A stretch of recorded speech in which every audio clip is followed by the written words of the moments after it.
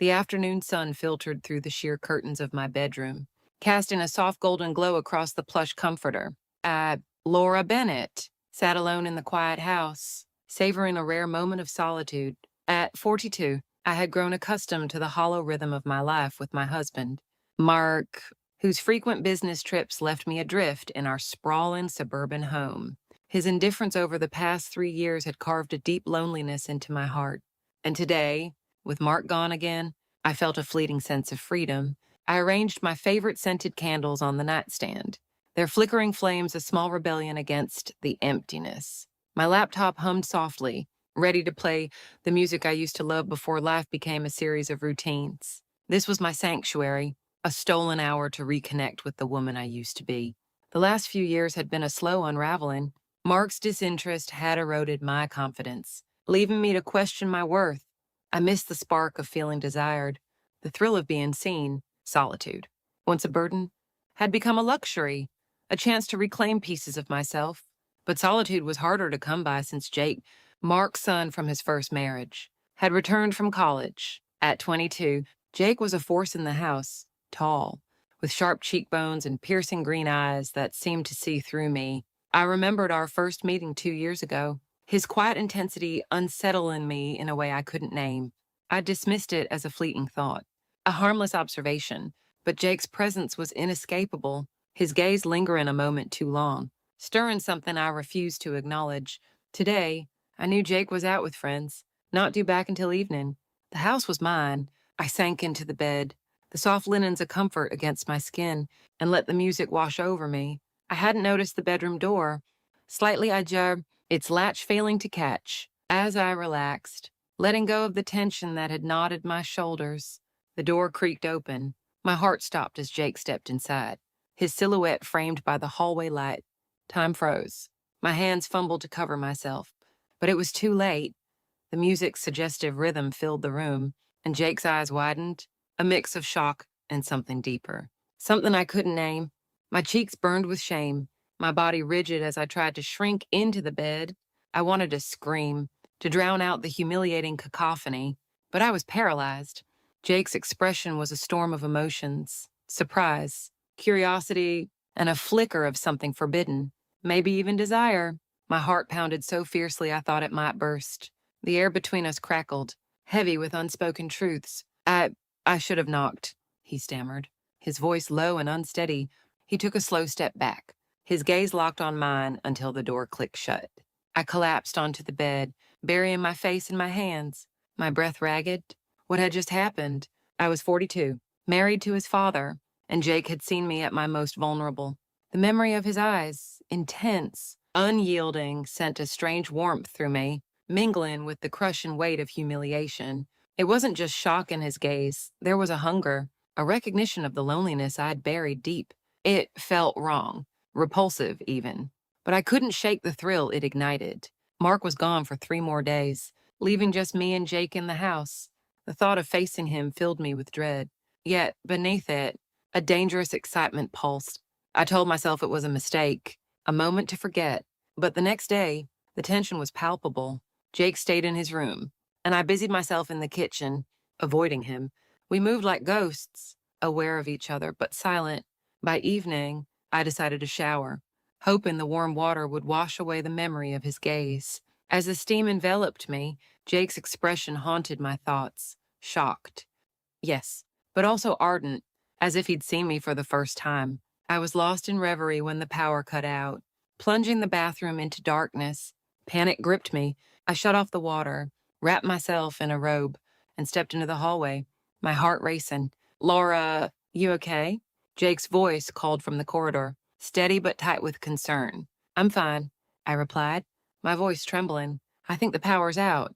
I followed his voice to the kitchen, where a faint streetlight cast shadows across the room. We need a candle, Jake said, his tone clipped. As we fumbled in the dim light, I bumped into him, my shoulder brushing his chest.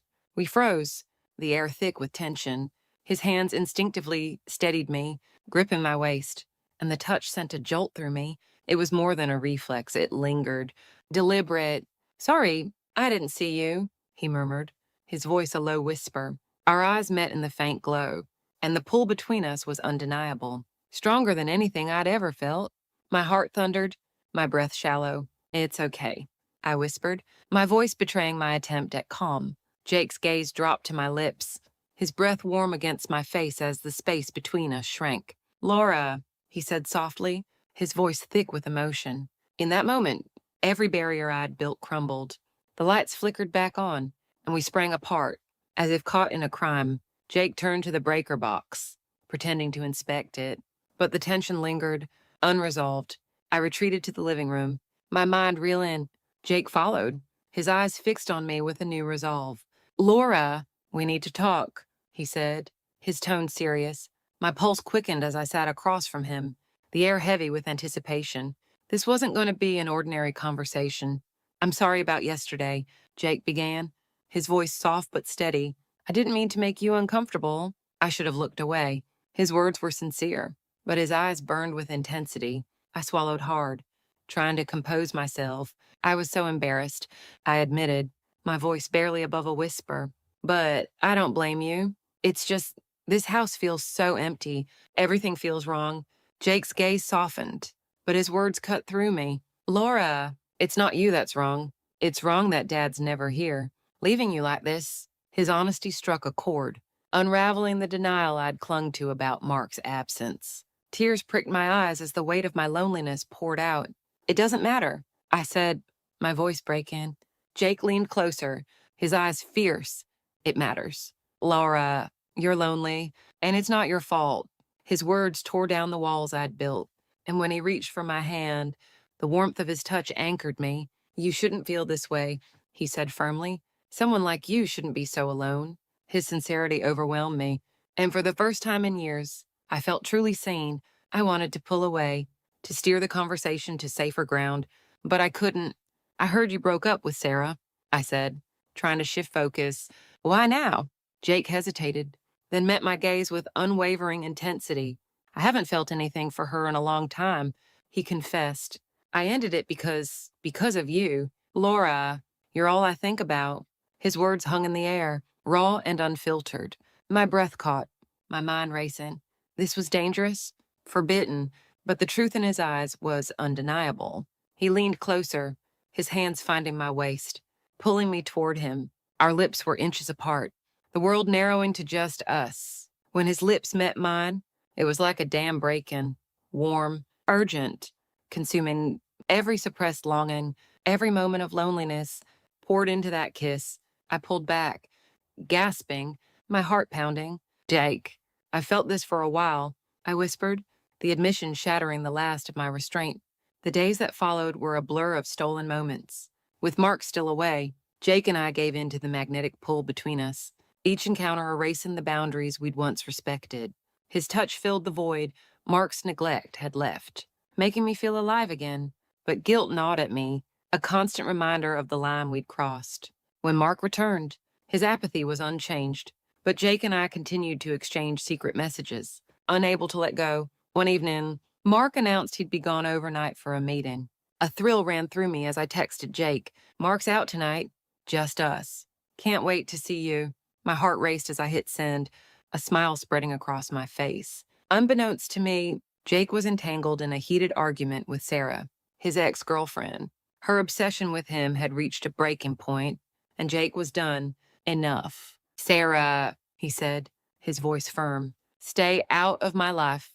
As his phone buzzed with my message, Sarah's eyes caught the screen, her expression darkening. "I knew it," she hissed, snatching the phone.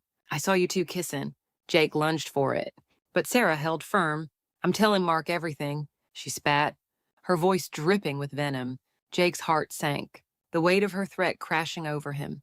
That evening, Jake told me about Sarah, downplaying the encounter. "I talked to her yesterday," he said calmly. "She's been harassing me, but it's over." His words eased my nerves, but a nagging unease lingered.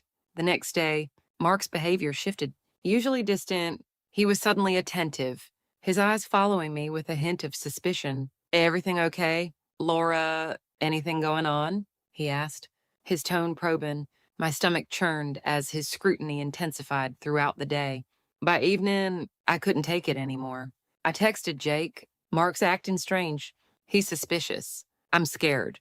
The doorbell rang, cutting through the silence. Mark opened the door, and Sarah's voice echoed down the hall. My blood ran cold as I saw her standing there, a smug smile on her lips. Her gaze flicked between me and Jake, her eyes gleaming with malice. "Carly, what are you doing here?" Mark asked, confused. Sarah's smile widened as she turned to me. "Hello, Laura," she said, her voice laced with mockery. "Looks like we have a lot to talk about." My heart plummeted, my hands trembling as her words hung in the air. She knew everything, and she was here to destroy us. Jake's eyes met mine, mirroring my fear. Sarah's presence was a silent threat, her calm demeanor more dangerous than any outburst. My mind raced. How much did she know? Would she tell Mark? Was this the end? As Sarah's gaze locked on Mark, I realized nothing would ever be the same. The room seemed to close in, the weight of our secret suffocating. Whatever happened next. One thing was clear.